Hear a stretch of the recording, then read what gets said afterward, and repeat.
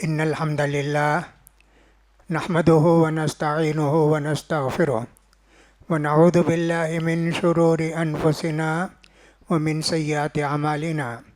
من يهده الله فلا مضل له ومن يضلل فلا هادي له، وأشهد أن لا إله إلا الله وحده لا شريك له، وأشهد أن محمدا عبده ورسوله. أما بعد، فإن خير الحديث كتاب الله، وخير الهدي هدي محمد صلى الله عليه وسلم، وشر الأمور محدثاتها، وكل محدثة بدعة، وكل بدعة ضلالة، وكل ضلالة في النار. يقول سبحانه وتعالى في محكم تنزيله: يا أيها الذين آمنوا كتب عليكم الصيام كما كتب على الذين من قبلكم لعلكم تتقون. وكذلك يقول سبحانه وتعالى: فيها يفرق كل أمر حكيم أمرا من عندنا إنا كنا مرسلين. ويقول الرسول صلى الله عليه وسلم: من قام ليلة القدر إيمانا واحتسابا غفر له ما تقدم من ذنبه. حاضرین جمعہ اور خواتین اسلام، میں نے خطبہ مسنونہ کے بعد سورہ بقرہ کی ایک آیت تلاوت کی، جس کے اندر اللہ تعالیٰ ارشاد فرماتے ہیں: اے مسلمانوں، تم پر بھی روزے فرض کیے گئے جیسا کہ تم سے پہلے کے لوگوں پر روزے فرض کیے گئے تھے، تمہارے اندر تقوی پیدا ہونا چاہیے۔ پھر اللہ تعالیٰ نے سورہ دخان کے اندر فرمایا: بے شک ہم نے اس کو برکت والی رات میں قرآن مجید کو نازل کیا ہے، اس رات میں تقدیر کے فیصلے ہوتے ہیں، یہ اللہ نے کہا۔ نبی کریم صلی اللہ علیہ وسلم فرماتے ہیں: جو آدمی کے شب قدر کو قیام کرے گا اللہ پر ایمان رکھتے ہوئے اور ثواب حاصل کرنے کے لیے، اس کے سارے گناہ معاف ہو جاتے ہیں۔ رمضان آیا بھی اور بہت تیزی کے ساتھ گزر گیا۔ اللہ کے نیک بندوں کو رمضان جانے کا افسوس ہوتا ہے کہ اتنے برکت والا مہینہ کہ اس کے اندر اللہ تعالیٰ نے ہم کو نیکی کمانے کا کتنا موقع دیا تھا۔ جماعت کے ساتھ، پابندی کے ساتھ نماز بھی پڑھتے تھے، سنت بھی پڑھتے تھے، فرض بھی پڑھتے تھے، نفل بھی پڑھتے تھے، اس کے علاوہ تراویح بھی پڑھتے تھے، کتنی نمازیں پڑھتے تھے۔ اب وہ مہینہ رخصت ہو رہا ہے تو اس لیے ہر آدمی کو تھوڑا سا رنج ہوتا ہے، لیکن اللہ نے کہا ایام معدودات، اگر یہی رمضان 3-4 مہینے کا کر دیتے روزہ تو ہوتا کیا، نہیں ہوتا نا۔ اللہ نے جتنا رکھا الحمدللہ ثواب کمانے کے لیے بہت کافی ہے۔ 4 تاخراتیں تو گزر گئی الحمدللہ اللہ کی مہربانی سے۔ اب ایک تاخرات ہے، کل کی آخری رات ہے، کل کی آخری رات ہے، وہ بھی شب قدر ہو سکتی ہے۔ اگر پچھلے 4 راتوں میں شب قدر نہیں تھی تو انشاءاللہ ضرور یہ آخری شب قدر ہوگی، اس لیے زیادہ زیادہ محنت کرنا چاہیے، تھکیے نہیں اور زیادہ عبادت کیجیے۔ اسی لیے حضرت عائشہ رضی اللہ عنہ کہتی ہیں آخری عشرہ جب ہوتا تو اللہ کے رسول صلی اللہ علیہ وسلم بہت عبادت کرتے۔ رمضان جا رہا ہے نا، اس سے پہلے کتنی نیکی کما سکتے، کتنا اجر حاصل کر سکتے، سب حاصل کر لینا چاہیے نا۔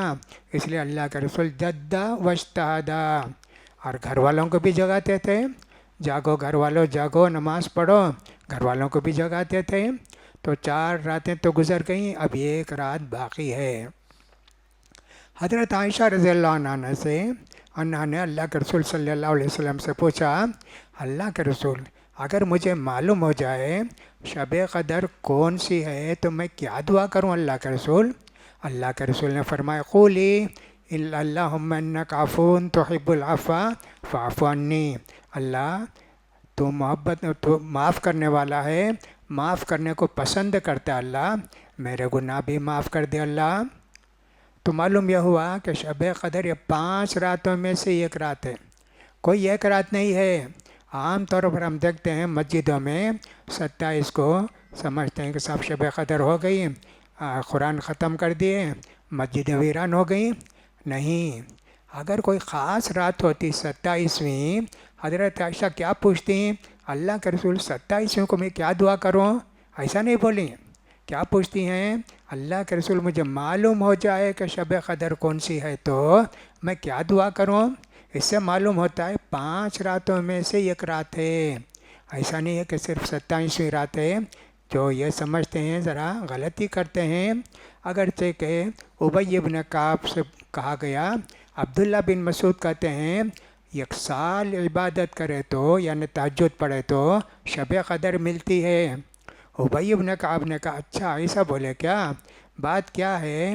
عبداللہ بن مسعود یہ سمجھے کہ ایک رات اگر ہو تو لوگ ایک ہی رات عبادت کریں گے، زیادہ عبادت کرنے کے واسطے شوق نہیں رہے گا نا. اس لیے بولے مجھے یقین ہے کہ وہ 27ویں رات ہے. اس طرح ابی بن کعب نے کہا. اسی کو شیخ ناصر الدین البانی کہتے ہیں یہی ٹھیک ہے، 27ویں ہے. لیکن یہ جو حضرت عائشہ کی حدیث ہے کہ صاحب میں کون سی رات دعا کروں معلوم ہو جائے تو اس کے خلاف جاتا ہے. ورنہ تو اللہ کے رسول بولتے نا 27ویں کو یہ دعا کرو، نہیں بولے.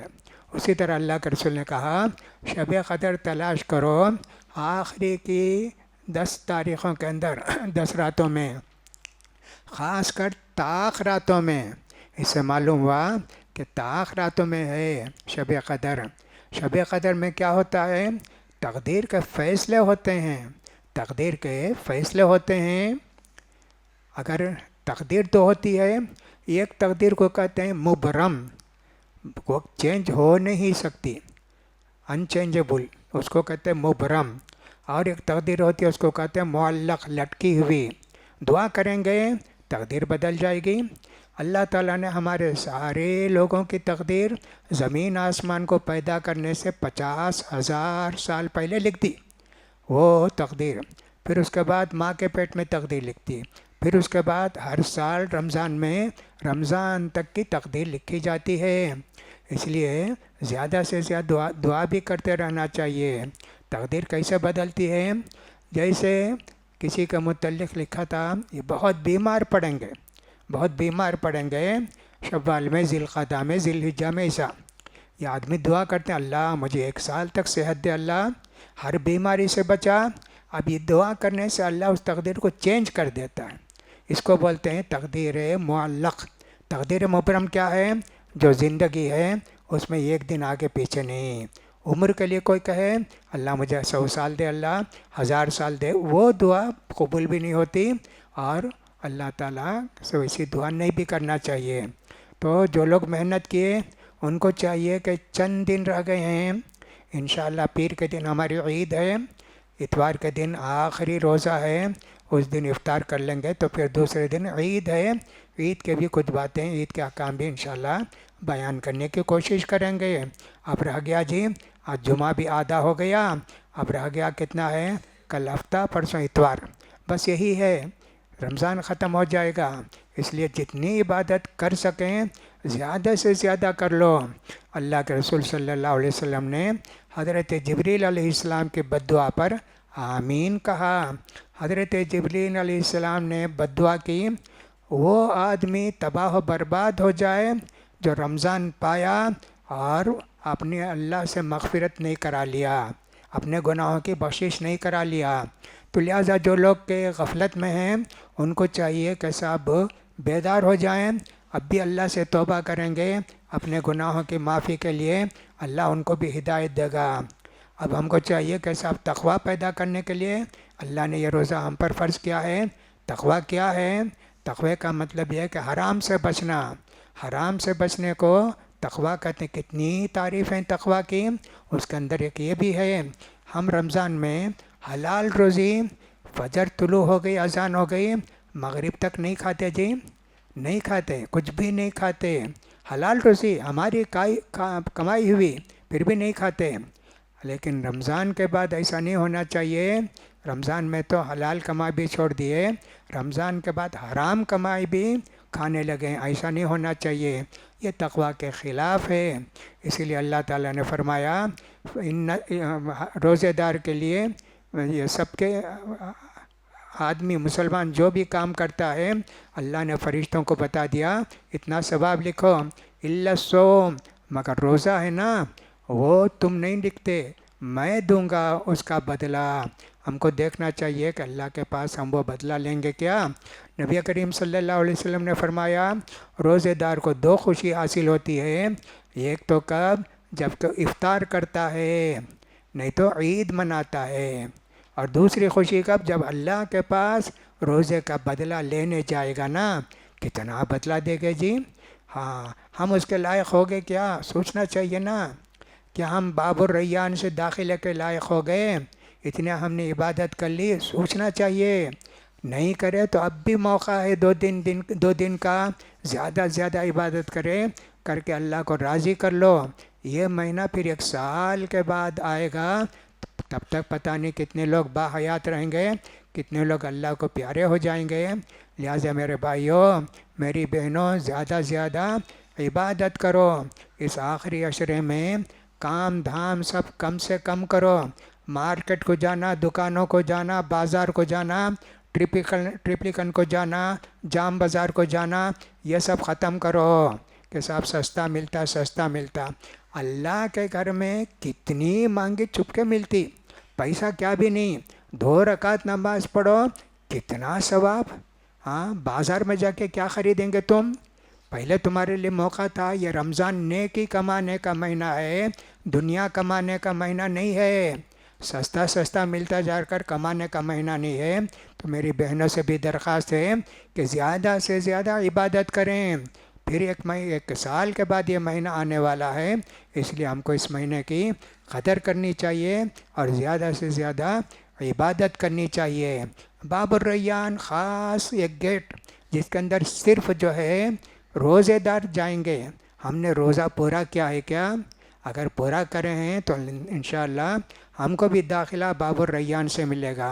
अगर हम भी 29 रातें, अभी तो 2-3 रातें बाकी हैं और 2 रातें बाकी हैं, अगर हमने पूरी रातें पढ़ी हैं, 29 रातें तरावी, उसके गुनाह माफ़ होते। और भी क्या है, अल्लाह पर ईमान लाकर सवाब की नीयत से, सवाब की नीयत से, और पूरी नमाज पढ़ा। ये भी नहीं कि साहब इमाम साहब पढ़े, आप बैठे रहे, जल्दी आके उनके साथ शामिल हो गए रुकू को जाते वक्त, ऐसा नहीं जी। पूरी नमाज पढ़ना, उसके लिए आदमी उसके लायक है क्या, देखना चाहिए। अब भी मौका है अल्लाह को राज़ी कर लेने का, अपने गुनाहों को माफ़ करा लेने का, ये बहुत अच्छा मौका है। इसलिए इनका हमको ख्याल करना चाहिए। कितने लोग नमाजी बन गए थे, 5 वक्त के नमाजी हैं ना माशाल्लाह। वो तो हमेशा रमज़ान जब आया, पहले भी 5 वक्त नमाज़ पढ़ते थे, रमज़ान आया सुन्नतें पढ़ते, नफिल पढ़ते, अज़ान होती मस्जिद में आकर बैठते, वो हैं जी। बाकी कुछ लोग ऐसे हैं नमाजी बेनमाजी थे और रमज़ान में आकर नमाजी बन गए, और फिर रमज़ान गया तो बेनमाजी बन गए। ज़ालिमों ने ये समझा कि रमज़ान का एक अल्लाह अलग है जो नमाज रोज़ा रखने बोलता है, रमज़ान के बाद शव्वाल से एक दूसरा अल्लाह था, उन्हें बोलता क्या भी करो नऊज़ु बिल्लाह। ऐसा समझते हैं क्या, नहीं जी। तत्तकून, तुम्हारे अंदर तक़वा पैदा हुआ क्या, अल्लाह की बातों पर अमल करने का जज्बा पैदा हुआ, तो रोज़ा तुम्हारा कामयाब है, रमज़ान तुम्हारा कामयाब है।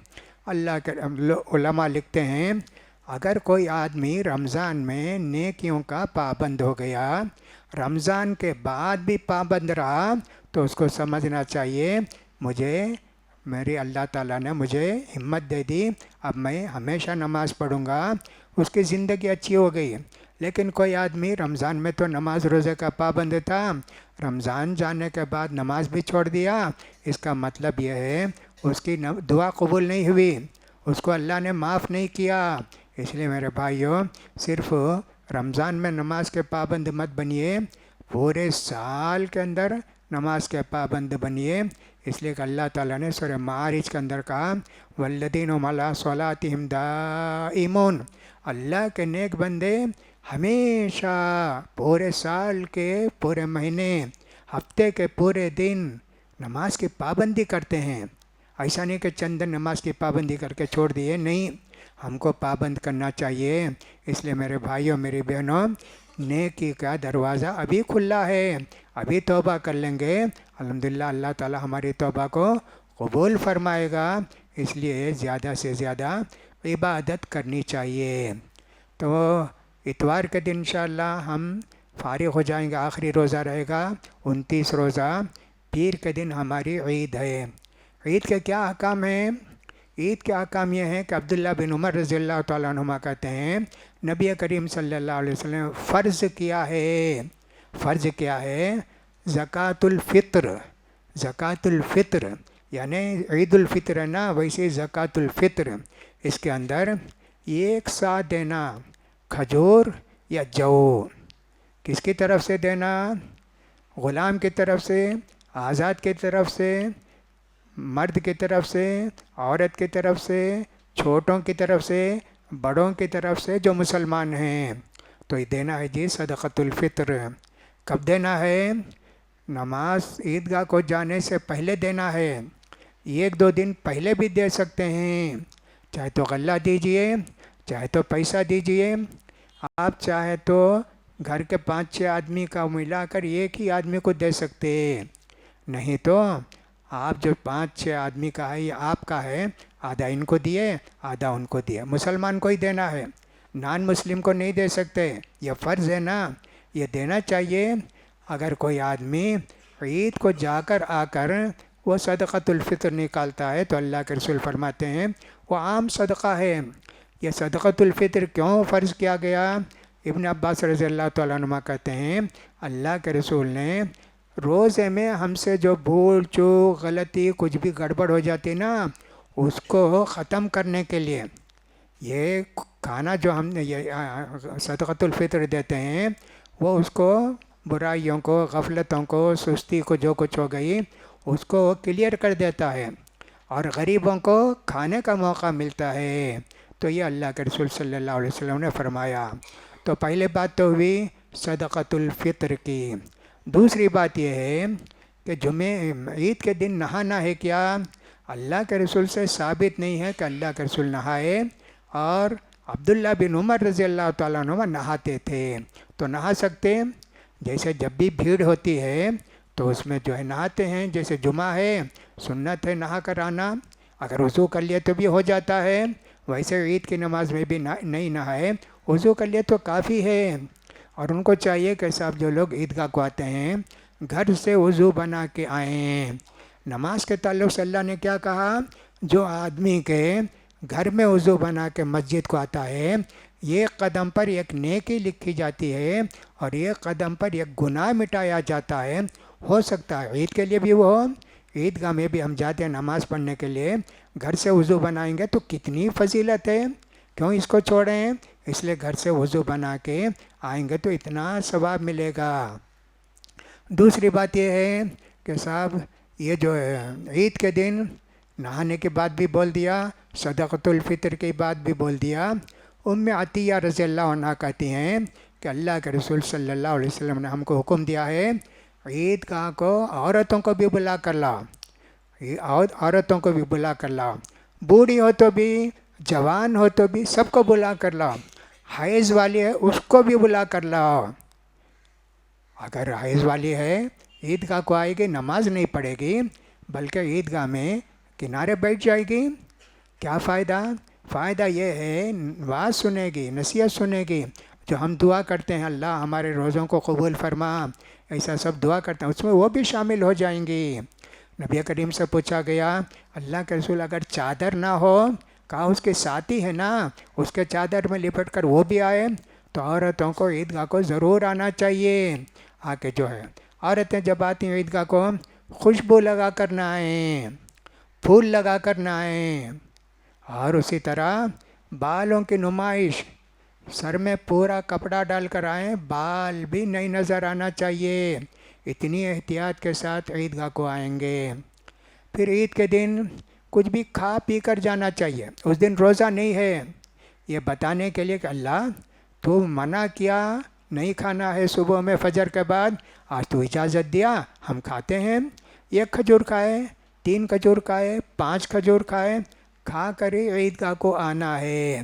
کھجور کھانا ضروری نہیں، جن کو بیماری ہے شوگر کی وہ کیا کریں گے؟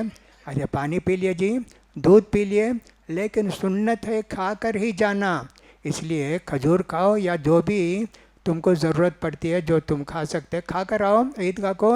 یہی اللہ کے رسول صلی اللہ علیہ وسلم کی سنت مبارکہ ہے. لہٰذا ہم کو بھی اس سنت پر عمل کرنا چاہیے. تو میں نے کہا کہ عورتوں کو بہت احتیاط کرنی چاہیے عیدگاہ کو آتے وقت. ایک حدیث میں یوں بھی آئے اذا کان یوم عید خالف الطریق. اللہ کے رسول صلی اللہ علیہ وسلم عید کے دن ایک راستے سے جاتے اور ایک راستے سے آتے. لہٰذا اگر یہ ممکن ہے آپ ایک راستے سے جا کے دوسرے راستے سے آئیں تو بہت اچھا ہے. وہ بھی اللہ کے رسول صلی اللہ علیہ وسلم کی ایک سنت ہے. تھوڑا بھی اگر ہو گیا تو کافی ہے. پورا راستہ الگ رہنا کیا بھی ضروری نہیں. پورا راستہ الگ رہنا کیا بھی ضروری نہیں ہے. اس لیے راستہ بدل کر آنا بھی یہ بھی ایک سنت ہے. اس پر بھی ہم کو عمل کرنا چاہیے. اور پھر اسی طرح عید کے دن میں نے کہا کہ خوشبو لگا کر نہیں آئیں گی, پھول لگا کر نہیں آئیں گی. ہم جب بھی جائیں گے عیدگاہ کو تکبیر پڑھتے ہوئے جائیں گے. لِتُكَبِّرُوا اللَّهَ عَلَىٰ مَا هَدَاكُمْ. اللہ نے تم کو کتنی نعمت سے نوازا, اللہ کی بڑائی بیان کرو, اللہ کی بڑائی بیان کرو. جب چاند دیکھے رمضان کا تب بھی ہم نے کہا اللہ اکبر, ہے نا, ہلال خیر و برکہ.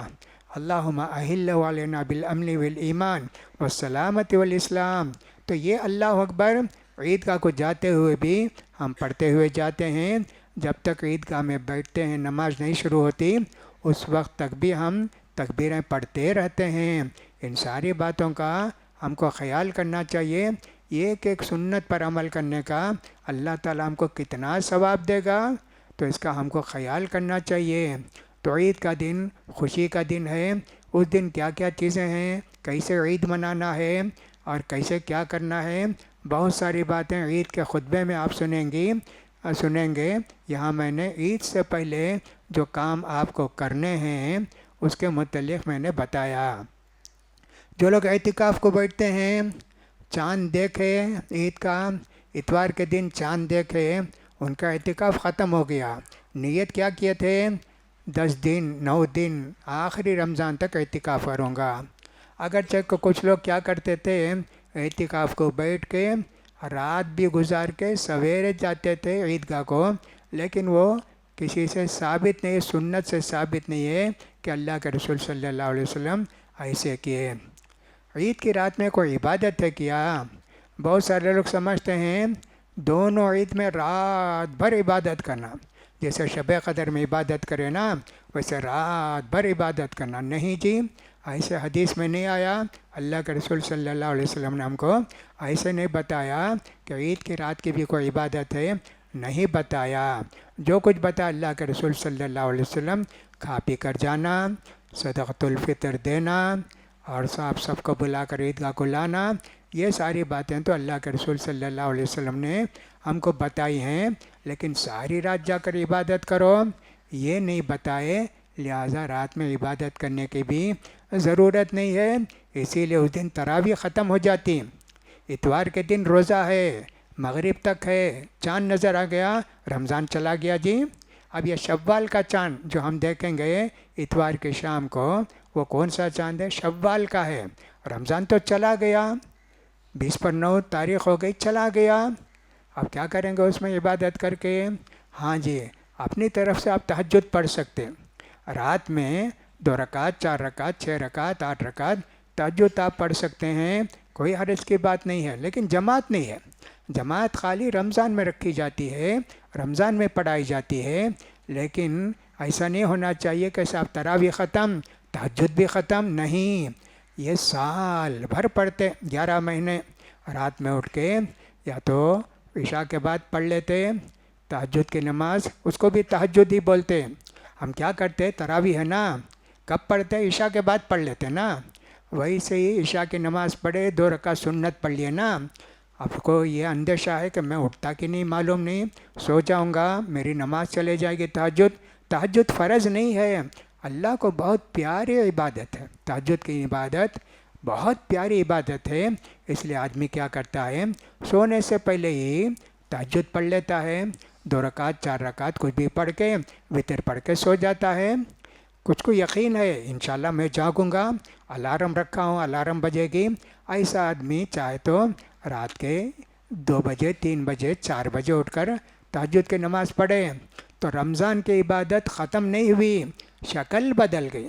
پہلے ہم لوگ یہیں مسجد میں جمع ہو کے جماعت کے ساتھ پڑھتے تھے اور روزانہ عشاء کے بعد پڑھتے تھے 20 راتیں تک، پھر اس کا شب قدر میں تھوڑا 5 راتوں میں چینج ہو گیا، لیکن رمضان کے بعد چاہے تو پڑھو عشاء کے بعد، نہیں تو رات میں اٹھ کے پڑھو، یہ عبادت اللہ کو بہت پسند ہے۔ اللہ کے رسول صلی اللہ علیہ وسلم کہتے ہیں کہ صاحب سب سے پیارا وقت دعا کے قبول ہونے کا رات کا آخری پہر ہے، ایسے حدیث میں آیا ہے۔ لہٰذا تہجد مت چھوڑیے، کوشش کیجئے، کتنا پڑھ سکتے، فجر کی اذان سے پہلے 15 منٹ پہلے اٹھے، 5 منٹ میں وضو کر لیے، 2 رکعت پڑھے، 2 رکعت جائز ہے جی، تم تو تہجد پڑھ لیے تھے، وتر پڑھ لیے تھے، اٹھے تو پڑھ لیے، اور اگر 15 منٹ 20 منٹ پہلے اٹھے 2 یا 4 رکعت تہجد بھی پڑھ لیے، نہیں تو 3 رکعت وتر بھی پڑھ لیے، نہیں تو 2 رکعت تہجد پڑھے، 2 رکعت وتر، 1 رکعت وتر، ایسا الگ الگ کر کے پڑھے، جائز ہے، بالکل ٹھیک ہے۔ تو لہٰذا موقع ہے، ہم نے جو ٹریننگ حاصل کی نا رمضان میں، وہ ٹریننگ باقی رہنا چاہیے، لعلکم تتقون، تمہارے اندر تقوی پیدا ہو گیا کیا، اس کو دیکھیں گے۔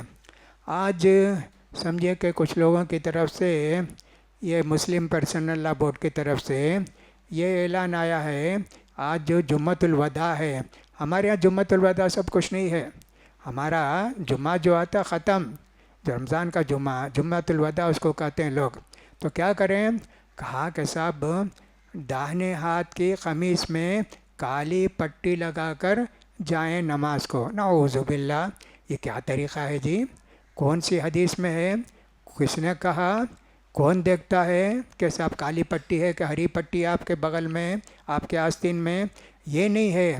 ہاں دعا کریں گے کہ اللہ ہمارے وقف کی حفاظت کرے۔ ہندوستان میں اتنے اوقاف ہیں مسلمانوں نے کہ صاحب اتنے اوقاف ہیں کہ صاحب ان کا شمار نہیں ہے۔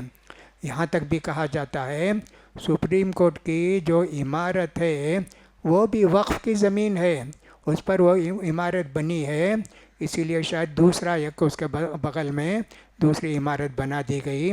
اتنے اوقاف ہیں، حکومت چاہتی ہے مسلمانوں سے سب اوقاف لے لیں، ہم نگرانی کریں گے، اگرچہ کہ کہتی ہے یہ مسلمان جو ہے نا نگرانی کرتے، کھاتے، کام نہیں کرتے، ہم آئیں گے تو یہ وقف کس کے لیے ہے، اسی میں وہ خرچ کریں گے۔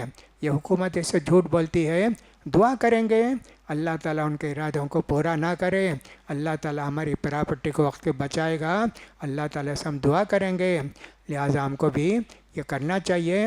آج میں نے کہا کہ سب پٹی وٹی لگانا جائز نہیں ہے، شریعت میں اس کا کوئی ثبوت نہیں ہے، لہٰذا آپ سے بھی کوئی پوچھے تو آپ بتائیے، بھائی دعا تو کریں ہم لوگ کہ اللہ ہمارے اوقاف کی حفاظت فرمائے، لیکن پٹی وٹی تو ہم لوگ نہیں لگاتے، ان کو کہنا چاہیے۔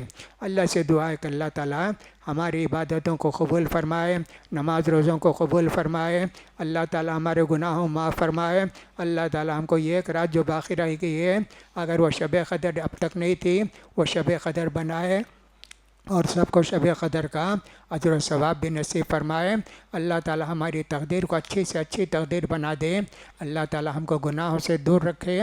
رمضان میں جو ٹریننگ ہم حاصل کر رہے ہیں وہ ٹریننگ سال بھر کے لیے باقی رہے، اللہ تعالی ہماری حفاظت فرمائے، ہمارے اوقاف کی حفاظت فرمائے اس ملک کے اندر۔